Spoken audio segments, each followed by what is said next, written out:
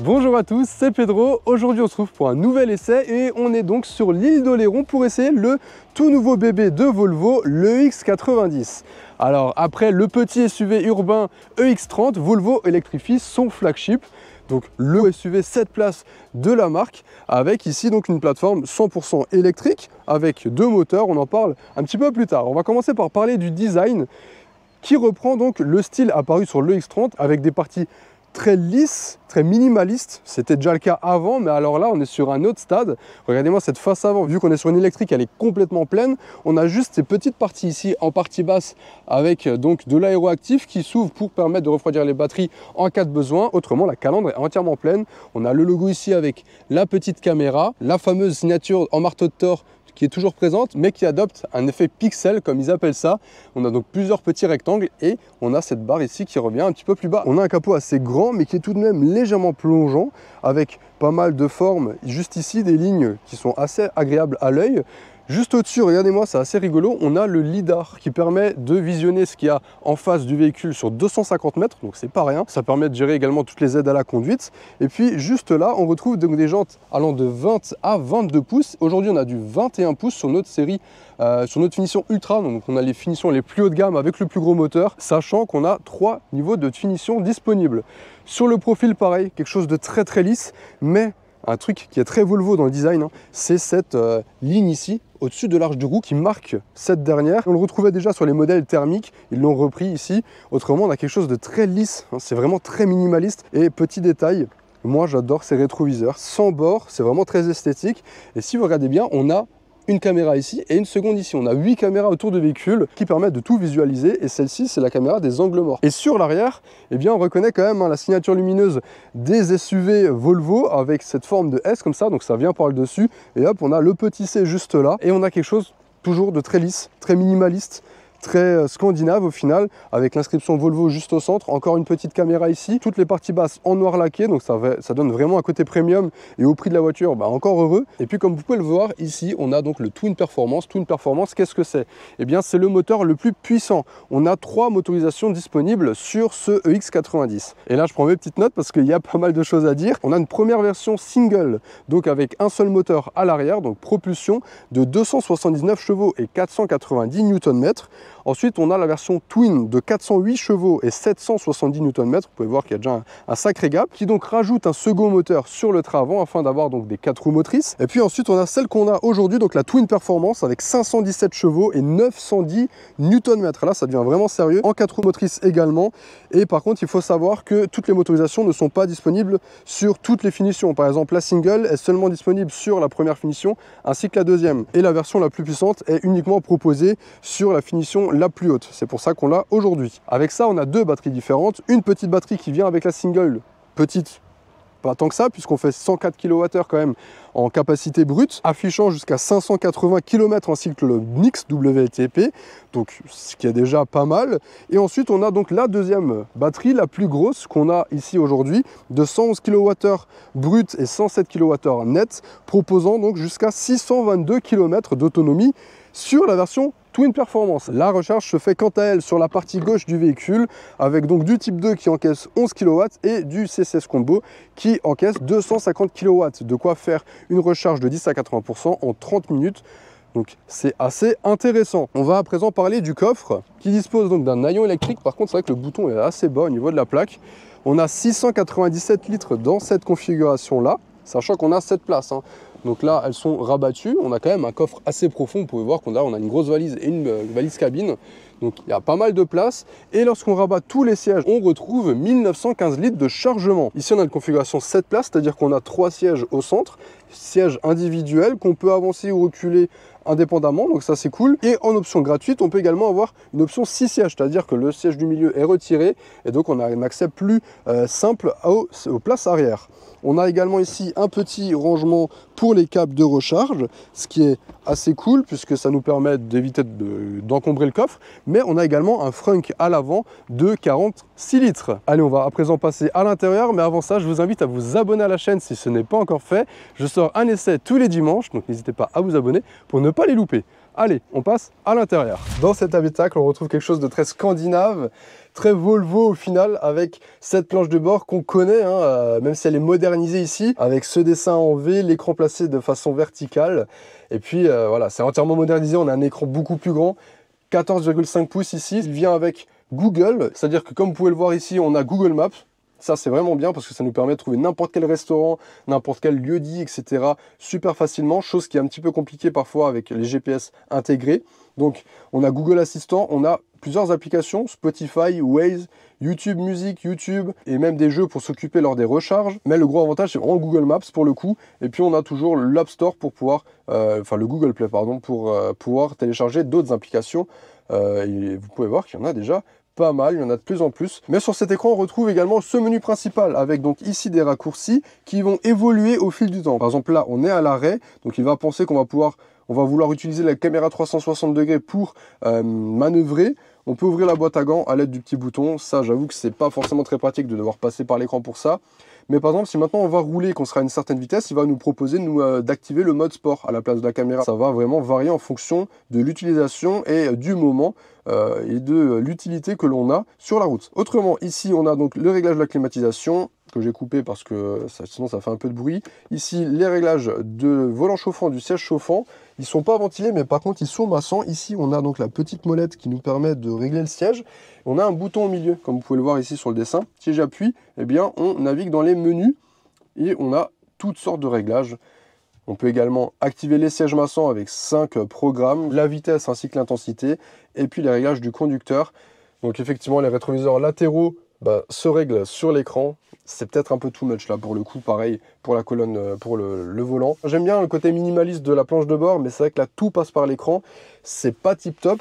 On a ici tous les réglages, ce qu'on utilise le plus souvent. Ici on a le mode sport pour enlever l'alerte de dépassement de vitesse, les aides à la conduite, le one pedal juste là, qu'on peut régler sur automatique en marche ou en arrêt. Moi j'aime pas trop pour le coup, donc je l'utilise pas vraiment. Ensuite ici on a toutes les aides à la conduite, pilote assist, tout ça. On a quelques réglages ici pour la direction, ça c'est pour la fermeté des suspensions. On a un mode tout-terrain également qui reproduit un petit peu un blocage de différentiel à l'arrière. Donc on a pas mal de choses ici. Ensuite on a par exemple tout ce qui est commande, etc. Et le son, parce qu'ici on est donc sur le deuxième système audio proposé. On a celui de base donc de Volvo, ensuite on a le Bose comme aujourd'hui et on a le Bowers en Wilkins qui propose jusqu'à 25 haut-parleurs. On en a même dans les appuis-têtes, etc. avec un son Dolby Atmos. Ça doit être impressionnant, c'est juste dommage qu'on ne les ait pas. Mais pour le coup, le Bose ici à 14 haut-parleurs est déjà très bon. Enfin voilà, donc la majorité se passe sur cet écran. Mais par contre, l'avantage par rapport au X30 qui n'avait qu'un seul écran, ici, on en a un deuxième. Un deuxième de 9 pouces qui sert de compteur digital et qui permet donc d'avoir accès à quelques informations. Alors je vais juste passer les petites notifications si elles veulent bien. Voilà, on a différents affichages. Ici, c'est celle des aides à la conduite. Alors vu que là on a à l'arrêt, il n'y a pas grand chose, mais lorsque les voitures passent par exemple, elles s'affichent. On a des choses comme ça, on a quelque chose de plus minimaliste et avec le GPS. Par contre, il me semble que Waze ne s'affiche pas ici. Il n'y a que Google Maps qui s'affiche ici. Et puis on a également un affichage tête haute de 13 pouces juste là-bas. Au niveau du volant, on a quelque chose de très Volvo, hein, toujours dans cette forme-là, avec ces petits boutons. Ici, on peut gérer donc les aides à la conduite. Ici, le multimédia. Et derrière, on a le sélecteur de vitesse. On n'a plus le petit bouton en cristal qu'on avait là. À la place, on a cette molette. Juste ici, alors je vais essayer de vous montrer. Voilà, on a une impression 3D à l'intérieur en forme d'alvéole. C'est assez original, ça s'éclaire à la nuit apparemment. Alors je ne l'ai pas encore vu vu qu'il fait encore jour. Mais on a donc tout cet insert en bois véritable. C'est très très joli. On en retrouve également sur la planche de bord et sur les panneaux de porte. On a vraiment des matériaux de qualité, c'est très très agréable. Ici du simili-cuir, on a ici du cuir synthétique avec donc des matériaux recyclés. Pour le coup, je suis pas très fan du toucher, mais ça c'est les goûts et les couleurs. On a différentes selleries, hein. Ici on est sur du sombre, mais on a également des selleries claires. On en a deux, il me semble, une en gris et une en blanc. Et c'est ce que j'apprécie avec Volvo, c'est que c'est les seuls à encore proposer des selleries claires. Surtout que là, ça matcherait super bien avec le beige qu'on a à l'extérieur. Pour le coup, je suis un petit peu triste d'avoir le noir, mais ça rend quand même super bien. C'est assez qualitatif. Le simili-cuir, on le retrouve également sur les sièges. Magnifiques sièges hein, qui ressemblent à ceux qu'on avait déjà avant, avec toujours le petit rappel aux origines, avec le drapeau suédois. les appuis-têtes en forme de goutte comme ça, et donc énormément de réglages, des surpiqûres également très agréables à l'œil. Pour revenir à cette console centrale, ici on a 2 portes gobelets, un chargeur à induction, en dessous de la console on a 2 prises USB type C, un vide-poche ici avec de la moquette, et on retrouve également des rangements dans la coudoir avec ce petit vide-poche qui peut s'agrandir en décalant les clapets. Juste là on gagne quelques petits centimètres. Donc voilà, globalement on est vraiment sur du Volvo avec des matériaux de qualité, des assemblages de qualité aussi. Voilà, vous pouvez voir que ça craque pas nulle part. J'ai essayé de tout bidouiller, c'est super bien fini et ça fait plaisir. Et d'un côté encore heureux à ce prix là, mais voilà, donc c'est vraiment un véhicule familial avec pas mal de rangements. Et en parlant de famille, on va voir les places qu'auront vos enfants à l'arrière, parce que en termes d'habitabilité, c'est assez conséquent. Alors je viens de m'installer à l'arrière et comme vous pouvez le voir, en termes d'habitabilité, on est vraiment pas mal. Mes pieds passent largement en dessous. Au niveau de la tête, c'est bien, je suis très large avec ce grand toit panoramique non ouvrant qui est fixe, mais vraiment là je suis vraiment bien installé. On a donc, comme je vous disais, la banquette qui s'avance ou qui se recule. Sur le siège du milieu, on a ici un petit accoudoir avec un porte-gobelet. On n'a pas de trappe à ski, mais en soi on peut rabattre tout le siège, donc ça aide un petit peu. Au niveau de l'assise, bon là je suis assez allongé, mais on peut régler donc le dossier. Voilà, hop, là je suis un peu mieux, je suis un peu plus droit. On est bien installé. Les passagers ont droit à des aérations ici au centre, les sièges chauffants, le réglage de la climatisation et forcément 2 prises USB et 2 prises USB type C juste en dessous. Un grand vide-poche également dans le bac de porte, toujours le système audio Bose, donc là on est vraiment pas mal. Je suis bien installé. On va aller voir à l'arrière, mais d'abord je voulais vous montrer la place qu'il reste lorsqu'on avance le siège pour pouvoir libérer le siège arrière. C'est un peu limite là pour le coup, parce que on perd en habitabilité à l'avant. Regardez, c'est déjà moins agréable. Alors, je ne touche pas forcément si j'écarte les jambes, mais si je me pose tranquillement, eh bien, c'est un peu limite. Et pour autant, maintenant, si je veux aller tout derrière, donc je vais avancer ce siège-là. Alors, hop, comment on va faire? C'est là, il y a une petite poignée. Je découvre en même temps. Hop, on peut avancer le siège manuellement. Petit bouton qu'on avait là derrière, là, en fait, c'est pour déployer les sièges du 3e rang. On en retrouve un ici. Par contre, l'accès, c'est vrai qu'il est assez limité, hein. Hop.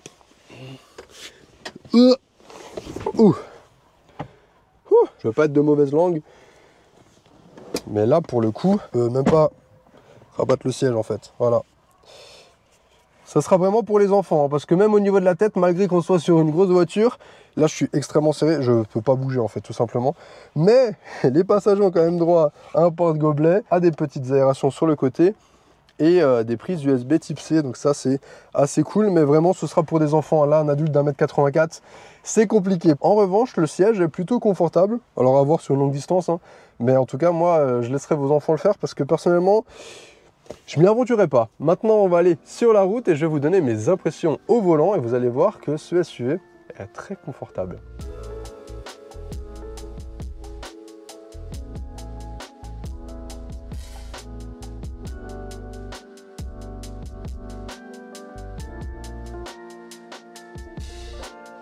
Avant de vous parler plus en détail de mon ressenti sur le X90, je voulais rapidement vous parler du XC90. Sa version donc thermique, qui est toujours au catalogue. Cette version ne remplace pas cette dernière. Il est toujours au catalogue, mais uniquement proposé avec une version PHEV. Il vient récemment d'être restylé et je voudrais bien l'essayer pour faire la petite comparaison pour le coup. Donc on verra ça un petit peu plus tard. Il faut savoir que tous les futurs modèles de Volvo seront électriques. Ils restent fixés sur cet objectif.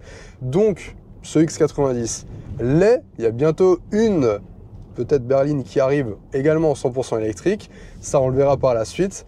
Donc voilà, pour la petite parenthèse. On revient donc sur ce EX90 et j'ai envie de dire qu'on est dans une Volvo, hein. On retrouve tout ce qu'on apprécie chez Volvo, notamment le confort, autant auditif, parce qu'on a une super bonne insonorisation avec du double vitrage et un traitement qui a vraiment été étudié à ce niveau-là, et de roulage, puisqu'on a des suspensions pneumatiques, des suspensions pilotées, adaptatives, qui s'adaptent en fonction de ce que la caméra lit, c'est-à-dire qu'il va capter toutes les imperfections de la route et adapter les suspensions en fonction. Ça analyse 500 fois par seconde pour adapter donc au mieux les suspensions. C'est assez impressionnant parce qu'on a un confort très présent, c'est super smooth. Même si sur les grosses déformations ça tape un petit peu, on aurait aimé que ce soit un peu plus smooth à ce niveau-là, mais sur des routes comme ça très peu déformées ou très légèrement, là vous voyez même les deux dames on les passe, On n'a pas l'impression franchement de rouler sur un dos d'âne. C'est super impressionnant et ça c'est ce qu'on apprécie hein, chez Volvo, ce que les clients Volvo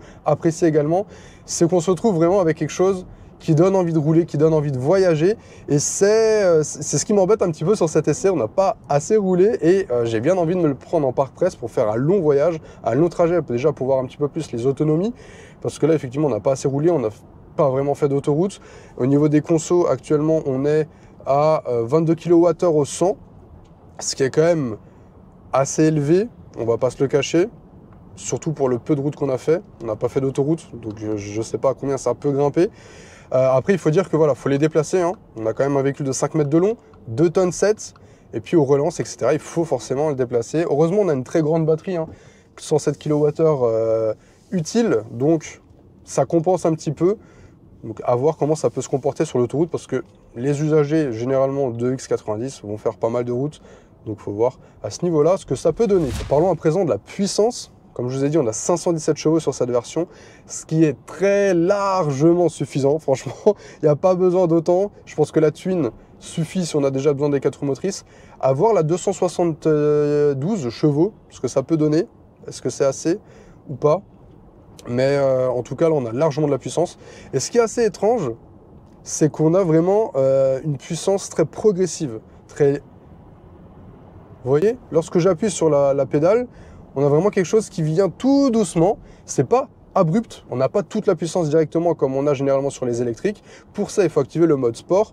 Et là, effectivement, si on se met en mode performance, bah, si j'appuie, voilà, on a vraiment tout de suite la patate. Alors c'est bien et pas bien, parce qu'effectivement, il y a cette douceur de conduite qui est assez agréable. C'est vraiment très progressif. Mais par contre, lorsqu'on a besoin de se dégager, lorsqu'on a une situation dangereuse, eh bien, ça peut un petit peu manquer. J'aurais apprécié que lorsqu'on met pied dedans, eh bien ça part directement, mais là vous pouvez voir que, vous voyez, c'est très progressif, on n'a pas le gros à-coup comme on a l'habitude. Il y a juste une ambulance, je vais la laisser passer. Vous voyez, là on vient de monter sur un terre-plein, on sent rien. Regardez, hop, on est un peu ballotté, logique, mais c'est super smooth. Pour continuer sur la conduite, on a également un système one pedal. Personnellement, je suis pas très fan de ce genre de choses. Parce que ça nous oblige, en fait, c'est beaucoup plus fatigant, je trouve, d'avoir toujours le pied sur la pédale. J'ai pas regardé le GPS là pour le coup, ah mais je l'ai là. C'est vrai que je l'ai sur le petit écran. Donc moi, je suis pas très fan de ce système. C'est vrai qu'il est assez puissant. Là, par exemple, si je relâche, non, là on est en auto, si je relâche, hop, j'ai déjà perdu 10 km/h là par exemple. J'étais à 50, je suis redescendu à 40. C'est assez puissant, ça va jusqu'à l'arrêt, donc on peut vraiment rouler complètement avec ça. Ou alors on peut utiliser le système d'aide à la conduite, donc avec la conduite semi-autonome, le maintien dans la voie. En tout cas, au niveau du régulateur adaptatif, ça fonctionne très bien, c'est très doux. Là, la direction, eh bien, ça a l'air d'être le cas également. Alors, on me demande de... On a un petit virage, là c'est excellent pour le coup. Donc assez intéressant à voir sur un long trajet, comme dit, parce que moi j'aime bien utiliser, voilà, voir ce que ça peut donner dans plusieurs conditions. Certaines voitures des fois se dévient à des sorties d'autoroute, donc là il faudrait voir. Mais là, du peu que je vois, bah, franchement, ça va être assez propre. Alors forcément, un véhicule de 2 tonnes 7, eh bien on le sent, hein. On le sent en virage. C'est pas un véhicule qui se veut dynamique, c'est vraiment quelque chose de très confort, qui se conduit tranquillement. Il faut cruiser par exemple, c'est vraiment pour rouler chill, et dans ces conditions, bah, franchement, il est excellent. C'est vraiment un super véhicule pour cruiser, pour se balader, pour faire de l'autoroute, avec cette insonorisation, avec pour peu qu'on utilise, comme dit, le système audio ou Bose ou Bowers en Wilkins. Et là, on est vraiment bien. J'ai pu l'essayer du coup hier, parce que hier, je vous parlais du système Bose, mais j'ai pu essayer le Bowers, vous en avez un le soir même. Et waouh, effectivement, c'est quelque chose. On a vraiment une spatialisation qui est excellente. Ça vaut le détour, c'est une option pour moi qui est utile et qui vaut le détour. Au niveau du gabarit, c'est vrai qu'il faut quand même le prendre en compte. 1,96 m de large, c'est pas rien. On a un peu du mal à savoir où on met les roues. Après, c'est vrai que voilà, je l'ai pas beaucoup roulé, donc c'est une question d'habitude, je pense. Mais on sent quand même qu'on a une grosse voiture. Pour les manœuvres, heureusement qu'on a la caméra 360 degrés avec toutes les caméras, tous les radars, etc. qui nous facilitent la tâche. Au niveau des tarifs, il faut savoir que ce dernier débute à partir de 89 500 €. Donc avec la petite batterie en single et en entrée de gamme, forcément, sur cette version, on est à plus de 117 000 €. Ça peut grimper à environ 120 000 € en toute option.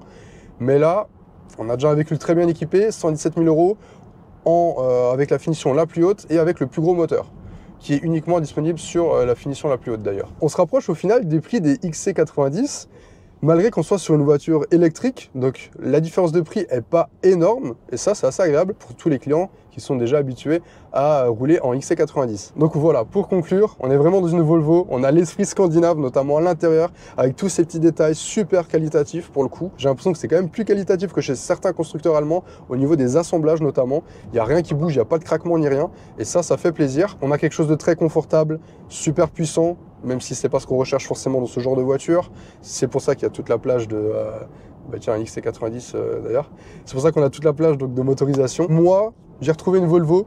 On a cette tranquillité en plus de l'électrique, ce qui rajoute encore plus de confort, ce qui fait que c'est encore plus agréable à conduire. Donc voilà, on arrive sur la fin de cet essai. J'espère que ce dernier vous aura plu. Si vous avez des questions sur ce dernier, n'hésitez pas à me les poser en commentaire. J'y répondrai avec grand plaisir. N'hésitez pas aussi à vous abonner à la chaîne pour ne pas louper les futurs essais. En attendant, je vous dis à très bientôt pour de prochaines vidéos. Allez, salut!